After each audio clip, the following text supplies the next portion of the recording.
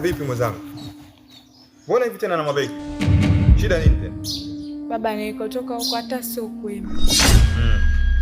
Yaani maisha ya mimi na mume wangu nimeyashindwa. Nikisema nimeshindwa baba, nimeshindwa. Kwa sababu maisha ninayoishi naye mwenzangu ananiachia shilingi 5,000. Ninunue iftari, bado tena nipike na daku. Mimi maisha ya kule siyawezi, na unajua kabisa mwanao nimeshazoea maisha mazuri, nishazoea kula vizuri. Siwezi babangu. Hivi unajua maana ya ndoa wewe? Kwa hiyo unajua kwenye ndoa ni raha tu. Kwenye ndoa siku zote unaambiwa ni raha na shida.